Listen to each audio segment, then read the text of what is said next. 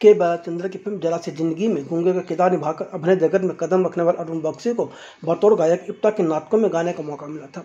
उसके बाद से वह अब तक लगभग 40 वर्षों से बॉलीवुड में सक्रिय हैं। इस बीच उन्होंने 300 से अधिक गाने गाए हैं, जबकि सैकड़ों फिल्मों में सह कलाकार, विलेन व हास्य किरदार निभाते हुए अपनी प्रतिभा व गायन प्रतिभा दोनों का लोहा मनवाया है। इन दिनों वह अशोक त्यागी निर्देशित व राजीव चौधरी निर्मित film fire of love red को लेकर सुर्खियों में है। अरुण बख्शी ने अपनी इस फिल्म व अन्य मुद्दों पर फिल्मी संगम चैनल पर लंबी बातचीत की। अरुण बख्शी जी, फिल्मी संगम चैनल पर आपका स्वागत है।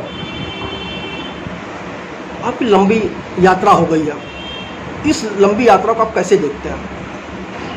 मुझे नहीं लगता कि ये लंबी यात्रा हो गई। मुझे ऐसा लगता है जैसे कल की बात है, और ये पीछे मुड़कर देखता हूँ तो बड़ा मुस्कुरा के देखता हूँ। लुधियाना से शुरू किया हूँ, born and brought up in Ludhiana.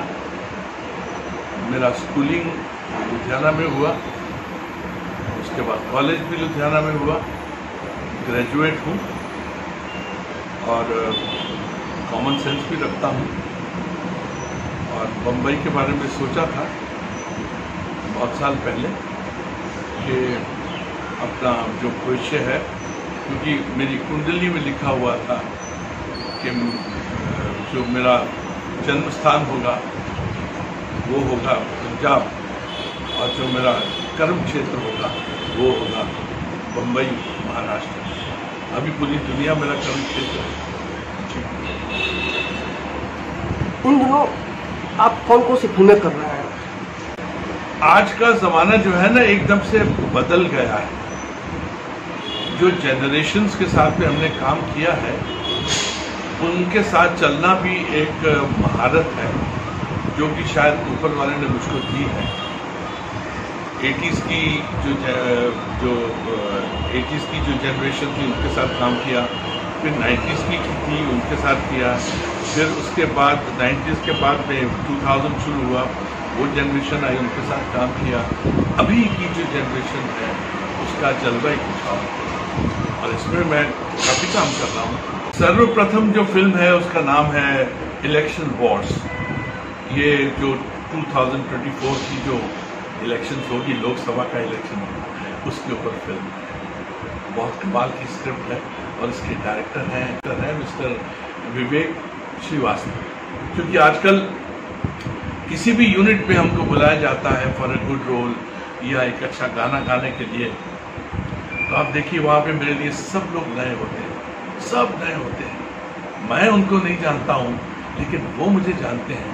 और शायद मेरा स्कोरिंग पॉइंट है मेरी गुडविल, जो सालों साल से गुडविल कमाई है, वो इस बार, इस वक्त, इस वर्तमान में भी बहुत काम में आती है। उसके अलावा एक ये फिल्म है, उसके अलावा एक है बोलो बोलो हर हर शंभू। उसके डायरेक्टर हैं मिस्टर रवि भाटिया। उसका मैं अभी शूट करके आया हूँ, इधर लखनऊ में शूट करके आया हूँ, और फिर मुझे जाना है उसकी शूटिंग करने के लिए। और उसकी ख़ास बात यह है, उसमें रोल तो अच्छा ही है, लेकिन उसके अलावा मैंने एक गाना गाया है, भोले बाबा का गाना गाया है। और बात हमारी और उनसे शुरू हुई थी गाने के लिए। उन्होंने कहा कि आपको गाना गाने का है, थैंक यू वेरी मच। और उसके बाद मैं बोला आपको बड़ा अच्छा रोल भी करना है, तो मेरे लिए ये फिल्म भी बहुत इम्पोर्टेंट है। और उसके अलावा और भी फिल्में हैं। एक नई फिल्म साइन की है जिसका नाम है टिड्डे, अनयूजुअल नाम है, अनयूजुअल डायरेक्टर हैं, उनका नाम है हर्षवर्धन उनका नाम है, यंग डायरेक्टर हैं। स्क्रिप्ट बड़ी कमाल की है, मुझे पता नहीं कहाँ से उन्होंने खोज लिया, और मैं शुक्रगुजार हूँ इस जनरेशन का कि वो मुझे खोजते हैं, मुझे साइन करते हैं, मुझे अच्छा रोल देते हैं और मुझे इज्जत और प्यार देते हैं। उसमें विलेन का रोल है और बहुत अच्छा रोल है। मैं उसके लिए इंदौर शूट करके आया हूँ, और इंदौर के बाद अभी राजस्थान में जाऊँगा, ये 15-16 में जाऊँगा, वो शूट करूँगा। और भी 4-6 फिल्में हैं। एक का नाम है उल्टे फिल्म के हैं मिस्टर मनोज नथवानी, वो उसके डायरेक्टर हैं, और बहुत अच्छी फिल्म बनी है। और उसमें मैंने एक गाना भी गाया है, और गाया भी है, म्यूज़िक भी दिया है, उस गाने को लिखा भी है, और गाना बहुत खूबसूरत है। मैं वेट कर रहा हूँ। और भी 4-5 फिल्में हैं जो मैं की हैं, लेकिन ये फिल्में कभी भी जल्दी आ जाएंगी। आपने अशोक त्यागी जी के निर्देशन में एक फिल्म की है। Oh yes, yes. How can I forget that film? Ashok Tyagi साहब की फिल्म है फायर ऑफ लव रेड। उसमें मेरा सीक्वेंस बड़ा कमाल का है, उसकी राइटिंग बहुत अच्छी है, उसके डायलॉग बहुत अच्छे हैं, और वो जो सीक्वेंस है उसके बाद जो हीरो है ही इज मोटिवेटेड, जो आगे जो भी रिवेंज करता है हीरो। और मेरे ख्याल से इस फिल्म का जो असली हीरो है वो अशोक त्यागी है, क्योंकि उनका बेबी है ये फिल्म। उन्होंने इस फिल्म को लिखा है और डायरेक्शन भी उन्हीं की है, मतलब wholly solely it is Ashok Tyagi who is the boss of this film. Fire of love red, इस फिल्म के साथ आपको जुड़ना कैसे हुआ? मेरा रिश्ता अशोक त्यागी साहब के साथ में मैं कहूँ तो आप हैरान होंगे। He is my first friend in Bombay. ये मेरा पहला दोस्त है। अगर मैं पीछे मुड़ के देखूँ तो मुझे वो फर्स्ट क्लास का डिब्बा याद आता है, और मुझे ये भी याद आता है बकरी नाम का प्ले जो उस ज़माने में हमने किया था। पृथ्वी थिएटर में पहला शो ही म्यूज़िकल का वही हुआ था, बकरी, और बहुत शानदार प्ले था, सुपर हिट शो था। उन्होंने इस प्ले को देखा था, तो हमारी पहली मुलाकात 1978 और 79 में हुई थी हमारी मुलाकात। आप देख लीजिए, काउंट कर लीजिए कितने साल हो गए हमारी दोस्ती को। वही प्यार है, मोहब्बत है, खुलूस है। और अशोक त्यागी एक अलग ही तरह की पर्सनैलिटी है। उनसे जब भी कुछ बात करो तो कुछ सीखने को मिलता है। और उनकी पहली फिल्म में भी मैं था। ये नहीं कि मेरे दोस्त हैं उनकी हर एक फिल्म में मैं होऊंगा, बीच में 5-6 फिल्में और भी थी उनकी, उसमें मैं नहीं था। लेकिन जब किस रोल पे लिखा होता है नाम, तो वो फिर मेरा रोल।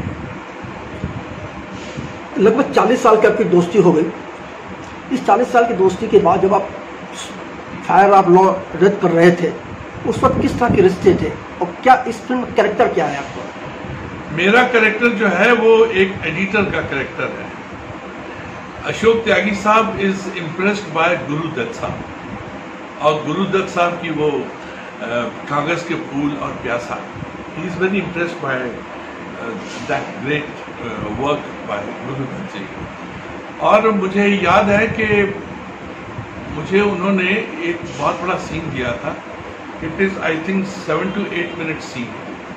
उसकी राइटिंग बहुत ही कमाल की है, और वो मेरे लिए एक बहुत बड़ा चैलेंज था। तो फिल्म का बेसिक क्रक्स वो है, उसके बाद ही जो हीरो है वो फिर मोटिवेट होता है, और उसको इतनी जिल्लत मिलती है इस सीक्वेंस के बाद में। और मेरे लिए बहुत बड़ा चैलेंज था कि उसमें जो डायलॉग हैं बड़े अनयूजुअल डायलॉग हैं। उसमें मार्क्सवाद के बारे में है, और डायरेक्टर जो एक्टर है उसको बोला जाता है कि तुमने क्या लिखा, ही इज ए राइटर। बोले तुमने you have written all bullshit, आप कुछ भी नहीं हो। उसको इतनी जिल्लत मिलती है इस सीक्वेंस के बाद में। It was unusual. Written by Ashok Tyagi साहब। इस फिल्म को करते समय शूटिंग के दौरान कोई एक्सपीरियंस, कोई इंसिडेंट्स? ये है सीक्वेंस मुझे याद है एक टेक पे किया था। 8 मिनट का सीक्वेंस है मेरा इस फिल्म में। उसका यही है कि एक टेक में किया था, और इसके बेसिक दो टेक हुए थे। पहला 8 मिनट का और दूसरा। पहले 8 मिनट में जो तालियां पड़ी थी उससे मुझे बड़ी खुशी हुई थी कि जो एनर्जी हमने दी है, वहाँ पे कुछ 100-200 लोग थे। हमने 5 स्टार होटल में किया था अंधेरी ईस्ट में ये सीक्वेंस, और डायरेक्टर को लगा कि एक और कर लूँ with the camera movement. Cameraman भी बहुत अच्छे हैं, और आप देखिए सेकंड भी 8 मिनट का एक ही टेक में किया। And that's it. अगर आप मोटिवेटेड हो, अगर आप इंस्पायर्ड हो फॉर अ गुड वर्क, और लोगों को सामने से ही ताली मिल जाए, उनका रिएक्शन मिल जाए, बहुत अच्छा लगता है। आपको क्या उम्मीदें हैं इस फिल्म से? देखिए, मैंने कभी उम्मीद रखी नहीं है। उम्मीद रिश्तों में भी रखो तो फिर दिल टूटता है। और आजकल एक खूबसूरत बात है कि क्योंकि आजकल मीडिया जो है और आजकल सोशल नेटवर्किंग है, उसमें अशोक त्यागी साहब ने मेरे कुछ लाइंस निकाली हैं डायलॉग, और निकाल के उसको डाल दिया है यूट्यूब के ऊपर, और इंस्टेंट रिएक्शन मिलना शुरू हुआ है। मैं जब भी उसको अपना व्हाट्सएप के ऊपर वो डालता हूँ और मुझे कोई 200-400 लोग जो हैं उसको देखते हैं और फिर रिएक्शन मिलता है। और उम्मीद तो नहीं है किसी चीज़ की, कभी किसी बंदे से भी उम्मीद नहीं रखी है, लेकिन अनएक्सपेक्टेडली जब सामने से इंटरेक्शन में चीज़ें मिलती हैं, आई फील ऑनर्ड। आपने इस फिल्म में कोई गाना भी गाया है? नहीं, इस फिल्म मेरा गाना। जो आपके अशोक त्यागी साहब रिश्ते रहे उनको कैसे परिभाषित करेंगे? जी, मेरे Ashok Tyagi, he is like a big brother to me. रिश्ता बड़ा कमाल का है। कभी वो मेरी माँ बन जाता है, कभी मैं उसकी माँ बन जाता हूँ। कितना बड़ा रिश्ता है। अभी हम गए थे थाना में, एक बहुत बड़ा ये दही हंडी का एक बहुत बड़ा कार्यक्रम था, और तकरीबन को 5-7 कार्यक्रम थे। हम गए थे, पहले कार्यक्रम में देखा कि उसका घुटना में तकलीफ हो रहा था, दर्द हो रहा था, और सेकंड में जब जाने लगे स्टेज पे बोले मुझसे हो नहीं पाएगा, आप जाओ, यू डू माई प्रॉक्सी। तो फिर मैंने उसकी प्रॉक्सी की, और उसने अब वीडियोस देखे तो ही is very happy, I am happy, he is my first friend and he is talented. और वो ओशो का ही स्टूडेंट ऑफ ओशो, उनके डिसाइपल हैं, उसकी नस नस में ओशो भगवान बसे हुए हैं, और इट्स वंडरफुल। इस वक्त जो फिल्मी दुनिया का माहौल चल रहा है, ज़्यादातर फिल्में फ्लॉप हो रही, क्या सोचते हैं आप? मेरे ख्याल से हिट भी हो रही हैं, फ्लॉप ज़्यादा हो रही हैं, और इसका रीज़न ये है कि स्क्रिप्ट्स हैं। आजकल देखा जाए तो पूरा ज़माना ही बदल गया है, पूरी जनरेशन आई है, नई जनरेशन आई है, आनी भी चाहिए। हम भी नए थे, हम भी आए, लेकिन हमारा फ़र्ज़ है कि इस नई जनरेशन के साथ अगर वो हमको इनवाइट करती है फॉर अ रोल और for a song, for whatever, तो फिर अगर वो मांगे तो हमको अपना एक्सपीरियंस देना चाहिए, अपना एक्सपर्टीज देना चाहिए, ताकि they should be comfortable. And I think आज की जनरेशन जो है दे आर वेरी कंफर्टेबल। उनको ऐसा लगता है कि कोई उनका बड़ा भाई उनके साथ जुड़ गया है, जो उनकी भाषा में बात करता है, उनके इमोशंस के साथ चलता है। जो पुराने कलाकार हैं, आप हैं, आपके संपर्क जो दूसरे कलाकार, उनको एक शिकायत है कि जो नई पीढ़ी के कलाकार हैं वो उस तरह से उनको इज्जत नहीं देते जो पहले के लोग दिया करते थे। नहीं सर, ऐसा नहीं है, आपको अपनी इज्जत कमानी पड़ेगी। मेरे पास ऐसी कोई कहानी नहीं है कि मैं आपकी बात का जवाब दे सकूं। मुझे इज्जत से ज़्यादा प्यार मिलता है। उनको लगता है कि वो मेरे साथ बैठ के मुझसे मेरा एक्सपीरियंस पूछ सकते हैं, जो मैंने गाने गाए हैं पास्ट में, वो उनको डिस्कस करते हैं। वो डिस्कस करते हैं कि आप एक्टिंग और सिंगिंग इकट्ठा कैसे करते हो। फिर उनको समझाना पड़ता है कि take one day at a time. I repeat, take one day at a time. अगर आपने एक दिन का कॉलर पकड़ के अपने दिन को अपने पास रखा और उसमें 10 अचीवमेंट की, या अपने डायरी में 10 लिखा कि ये अपॉइंटमेंट्स हैं, ना भी हो तो आप अपने ऊपर काम कर सकते हो, अपनी डिक्शन के ऊपर काम कर सकते हो, अपना रियाज कर सकते हो, आप अच्छी सोच सकते हो। ये भी काम है, ये आपका होमवर्क है, वो करना चाहिए। आज सोशल मीडिया का ज़माना है, लोग सोशल मीडिया पर ज़्यादा हावी हैं। आपको लगता है सोशल मीडिया पर लोग नकली चीज़ें पेश कर रहे हैं? सोशल मीडिया जो है वो बहुत अच्छा भी है, बहुत अच्छा भी है और बहुत ख़राब भी है। अगर आपने अच्छी चीज़ पोस्ट की तो आपको अच्छा रिएक्शन मिलेगा। अगर आपने बदमज़गी वाली चीज़ की, to every action there is equal and opposite reaction. This is third law of motion.